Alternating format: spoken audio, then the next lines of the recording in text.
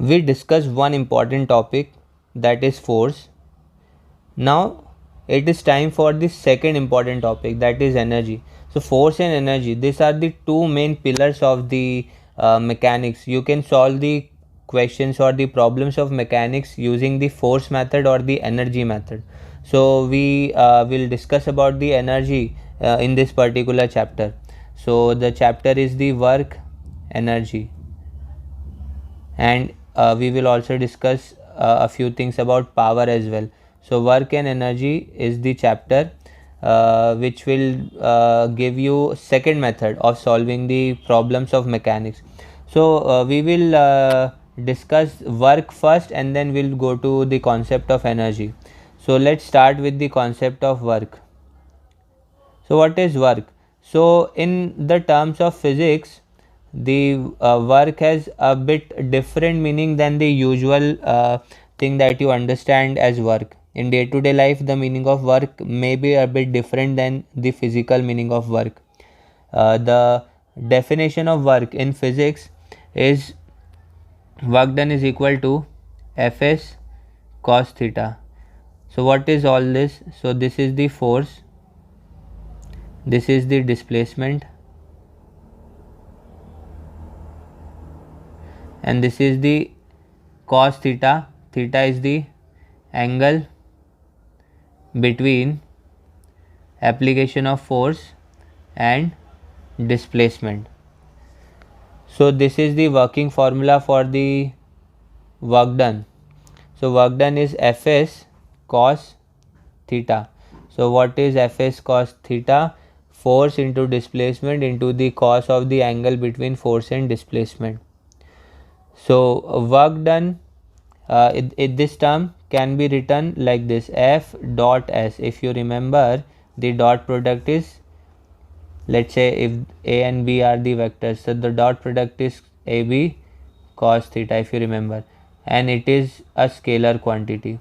So work is a scalar quantity, work done is a scalar quantity. Only magnitude is needed, direction is not needed. Secondly, the unit of work done is joule, represented by capital J in honor of one scientist called James Joule. Work can be of three types. Work can be positive, negative, or zero depending on the situation. So let's write work done can be positive, negative, or zero work. So we will understand using some examples.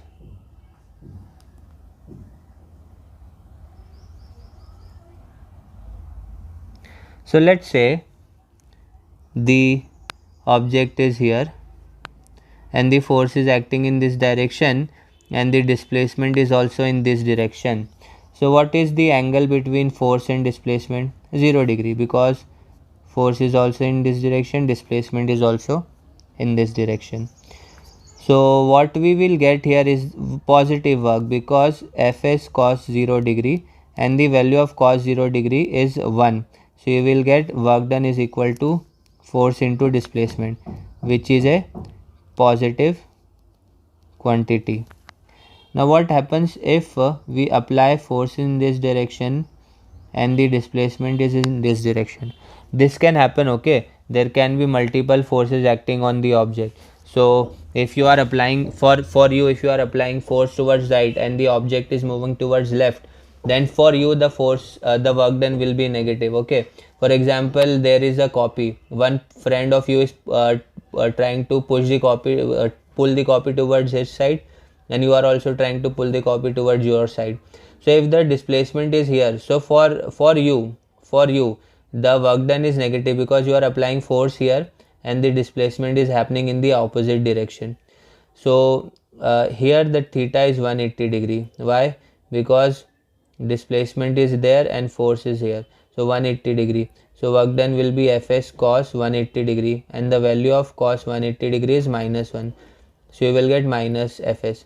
So this term minus Fs tells you that the work done is negative.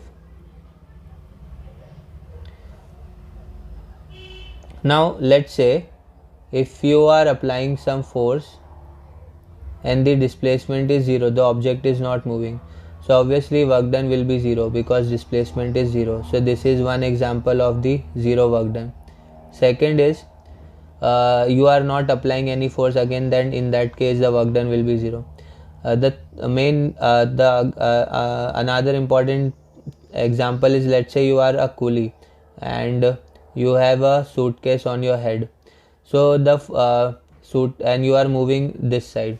So remember, displacement is happening this side.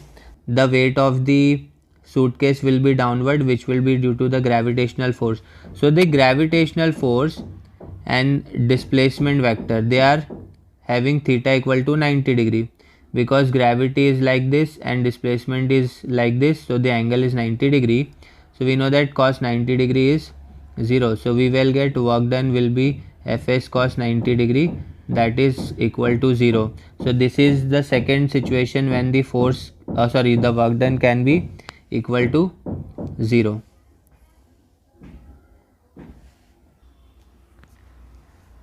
Now what happens if the work done is done by a variable force?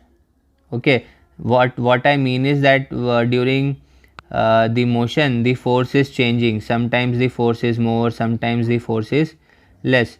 So during the displacement of the object the force is changing. So what happens when the work done is done by a variable force? So let's represent this by this graph. So this graph tells us about y-axis is the force and x-axis is the displacement. So with a particular amount of displacement, the force is changing. So for example, let's say the force is like this. Initially force is less, then as the displacement happens more and more, the force increase. So this is a variable force, not a constant force. Okay, with displacement the value of the force is changing. First it was this, then it became this, then it became this. So the value of the force is changing with the displacement, even with time. So how to find the work done? So it is quite simple. What is work done?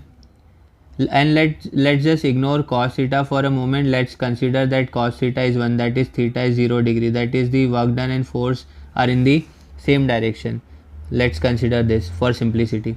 So we know that the work done is equal to force into displacement.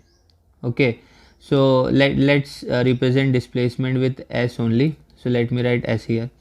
So this is like a formula for area of triangle. What is the area of triangle? Length into breadth. That is this is the area. So how can you find the work done using force and displacement graph? You can find the area of the force and displacement graph and it will give you the work done. So this is the work done by the variable force. So how can you find the area? So you can find the area using this integration method. As you remember that when we need to find the area of a weird shape, then we divide the shape into smaller pieces like this. Okay, smaller pieces, and then we find the area of smaller pieces considering them to be rectangles, and then we add them up, summation. So this is the sign of integration. First we will find small areas and then we will multiply with the and then we will add all the small areas, that is integrate them. So the variable the work done by variable force can be found out by this formula. And let's say that the displacement was from S1 to S2, you went from S1 to S2. So by this integration formula you can find the work done by a variable force. Okay, the work done can be found out by the force and displacement graph using the area under the curve. And if the shape of the curve is weird, then we can use integration by first taking small areas and then summing all them and getting the complete area. So by integration we can find the work done by a variable force. Now let's discuss the second important idea is of power. So what is power? So power is the rate of work done. So this can be understood with one example. Let's say I ask you to go from point A to point B. Okay, point A to point B. Now first situation is and another thing is the distance between them is, let's say, 100 meters or let's say 10 meters. Now I want you to, in the first situation, I want you to travel this distance in a few seconds. Okay, let's say 5 seconds, and or even less, let's say 2 seconds. And in the second situation I want you to travel this distance normally, like let's say in 20 seconds or let's say 30 seconds. So obviously when you will quickly go from point A to point B, you will feel more tired once you stop, as opposed to when you go slowly by walking. You must have experienced this. When you go from one point to another point by walking, you are not that much tired, as opposed to when you are going from one point to another point by running quickly. So in both the cases, what is the work done? So work done in both the cases will be same. Okay, work done will be same in both the cases. Okay, because the force with that you will apply will be F, and the displacement will be again S, that is 10 meter. So the force and displacement are same in both the cases. So work done will be same for both the situations. So then what is different? So different is the time period. Okay, work done is same in both, but the time period is different. So now we know that time is also important. So there is this term called power, which is the rate of work done. That is, it tells us about the time period in which the work done is performed.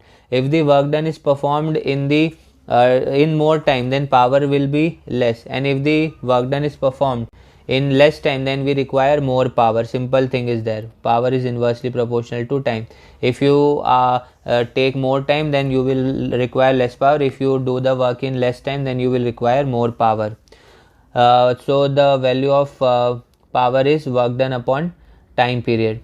Now this can be modified. This is one important formula. Okay, now this formula can be modified, because we know that work done is force into displacement upon time, and we know that the force into displacement upon time is velocity. So power can also be written like force into velocity. Okay, so these are the two main formulas for power. What is power? Power is the rate of work done.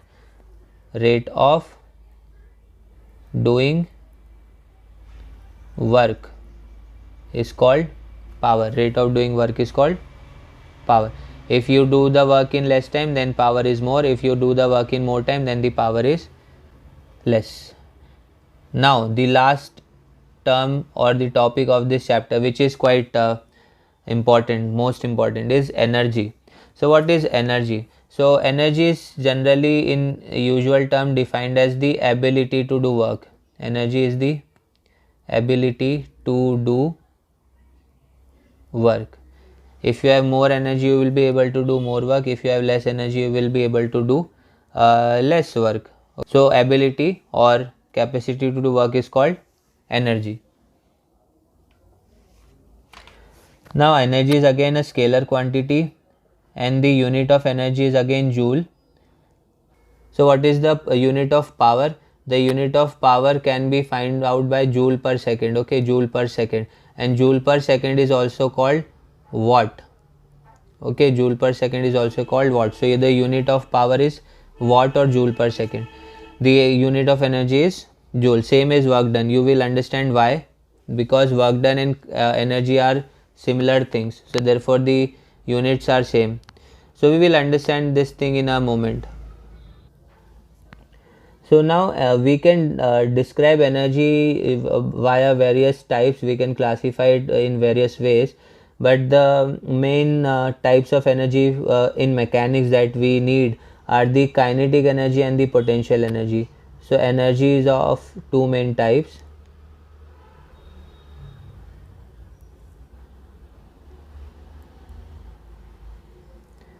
Kinetic energy and the potential energy. So kinetic energy is the energy due to motion. Energy due to motion. Whenever something is moving, it has kinetic energy. And potential energy is the energy due to the position. This energy is due to the position of any object. We will understand using some example.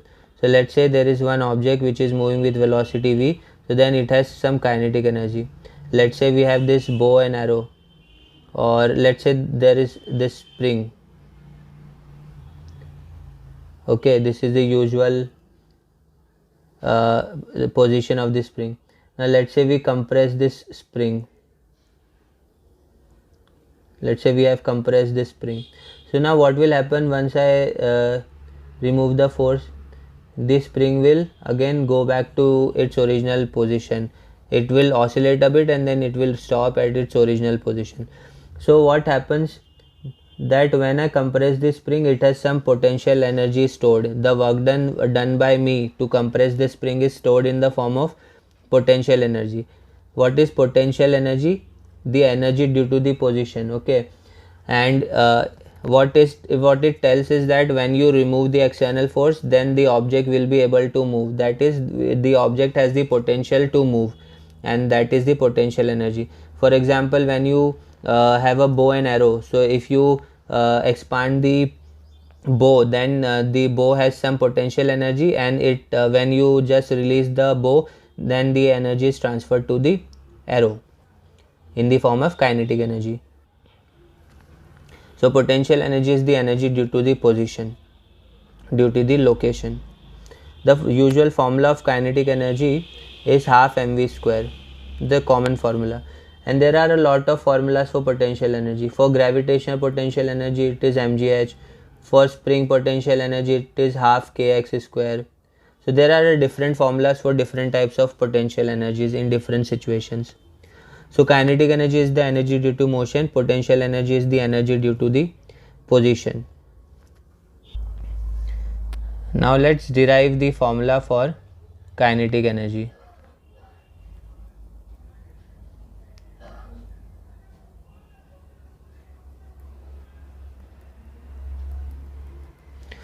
So we will now understand the relation between work and kinetic energy. So let's say we do some small work in displacing an object. So let's say we displaced the object by small amount dx, and we do some small work dw. Okay, now we can assume that the angle between the force and displacement is 0 degree. We know that this formula is cos theta. So let's assume that cos theta is 1. Assume cos theta equal to 1, that is theta is equal to 0 degree. So we will get dw equal to f dx. Now we know that dx can be the force can be written like ma dx. Now ma, a is dv by dt. Now we know that this dx by dt can be written as velocity. Dx by dt can be written as velocity. We know that velocity is the rate of change of displacement. So ultimately what we have, dw is equal to mv dv. Now we need to integrate this value in order to get the complete work done. So let's integrate it from 0 to dw, and let's integrate it from u to v. Let's say the initial velocity is u, final velocity is v, mv dv. Now we know that here the formula will be work w equal to 0 to w, the limits will be 0 to w. Here m is constant, we can take it outside, so we have v dv, and after integration we will get v square by 2 u to v. u2v. So w equal to m, then let's put the limits. So upper limit minus lower limit. Okay, at the place of v, first we put upper limit, that is v, and then we put the lower limit, that is u.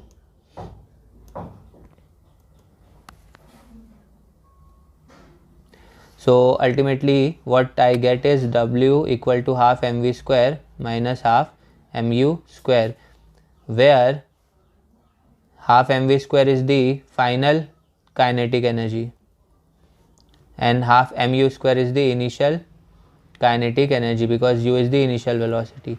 So what is the work done? Work done is the change in the kinetic energy.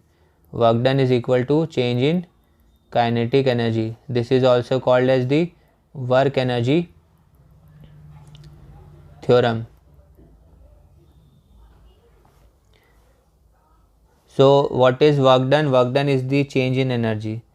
Whenever energy changes, we do some work, and because of that we say that work and energy have the same unit, they are one and the same thing. Whenever we do some work, we change the energy, or whenever we change some energy, we are doing some work.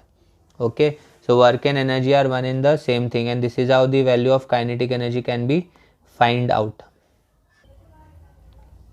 Now let's discuss about the various types of potential energies.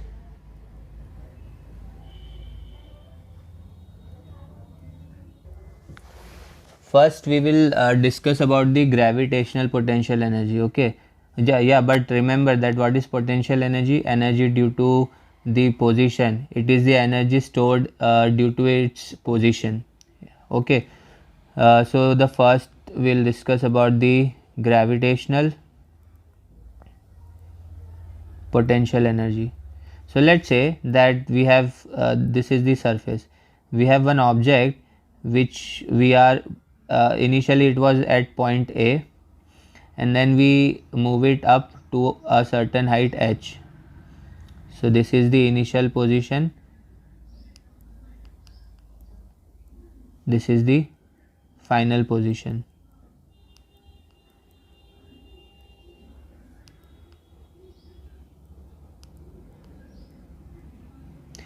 Now let's say the mass of the body is m. So what will be the downward force, the gravitational force? It will be equal to mg, weight. Okay, so what is the work done in moving the body from the here to here? Okay, from height 0 to height h. So work done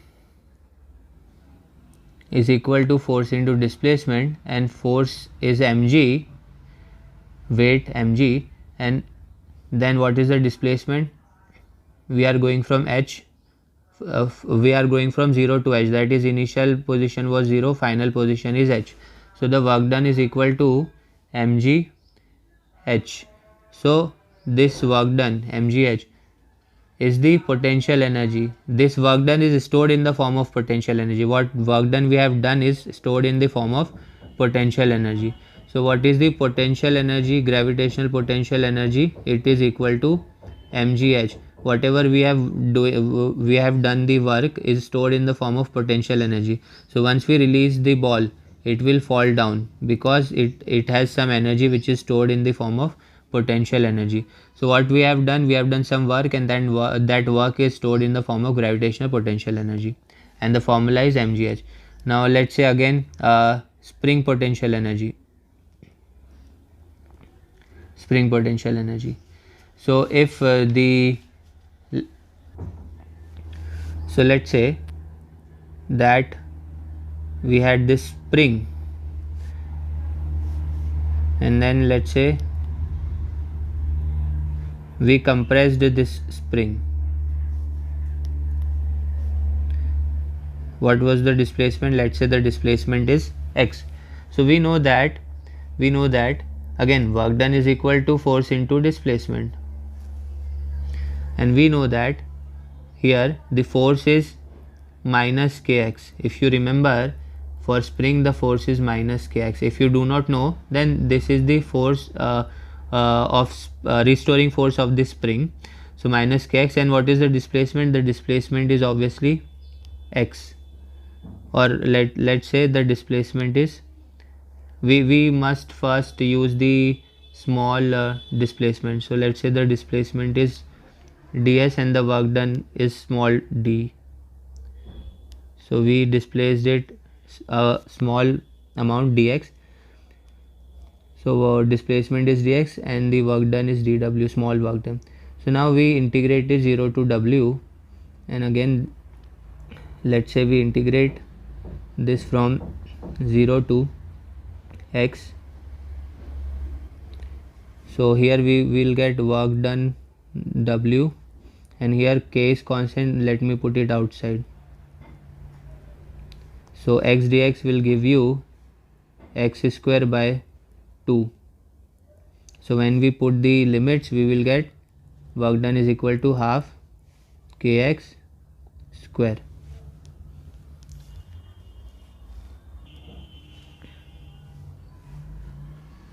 We can ignore this minus sign because this minus sign is for the restoring force.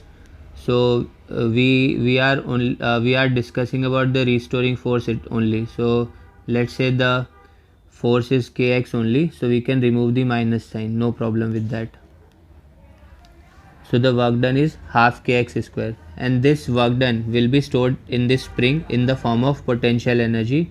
So the potential energy will be equal to half kx square. Potential energy will be equal to half kx square. The potential energy will be equal to half kx square. So we have gravitational potential energy mgh, we have spring potential energy half kx square. K is the spring constant, by the way. K is the spring constant.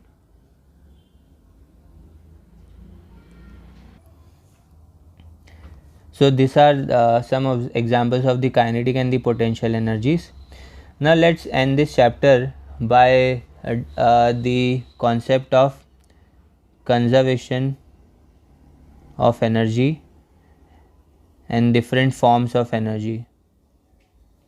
So conservation of energy, the principle of conservation of energy states that energy can neither be created or destroyed. It only changes its form. That is, it can change from kinetic to potential to heat energy, something like that, or chemical energy. So the total energy is always conserved. The total energy is always conserved, only it changes its form. So what are different forms of energies? So different forms of energies are chemical energy, potential energy, kinetic energy, heat, etc. Now let's discuss the one final thing, is the relation between mass and energy. So in 1905 a very important paper was published by Albert Einstein. In that paper he deduced this equation, E equal to mc square. This is a very famous equation. So this is E is the energy, m is the rest mass, that is the mass of the object when it is at rest, and c is the speed of light in vacuum. Speed of light in vacuum, which is 3 into 10 to the power 8 meter per second. So according to Albert Einstein, energy and mass are related to each other. Energy and mass are proportional to each other. This is very important. This tells us that energy can be converted into mass and mass can be converted into energy. So what he said is that mass is the condensed form of energy. Condensed form of energy. So the pure mass can be converted into energy, and energy can be converted into mass as well. If you condense the energy, you will get mass. So according to Albert Einstein, E is equal to mc square. Energy and mass are convertible into one another, and the object having any mass has a lot of energy, because this c square is a big factor. So if you have a small mass, when you multiply by c square, you get a lot of energy, large amount of energy. So the concept of nuclear fission and nuclear fusion, that is the concept of atom bombs, is based on this. What happens in the atom bombs is that we convert small uranium mass or hydrogen mass into energy, and it explodes and creates a lot of energy, huge amount of energy. So this is the concept behind the atom bombs also. The sun gets its energy because of this, this thing, because in sun hydrogen is fusing with helium, hydrogen is combining with different hydrogen, and it is forming helium, and during that process some mass is converted into energy. So this E equal to mc square tells us that the mass and energy can be converted into one another, and this is very important. So with this, the idea of work and energy is complete, and from the next chapter onwards we are going to discuss about some concepts of momentum.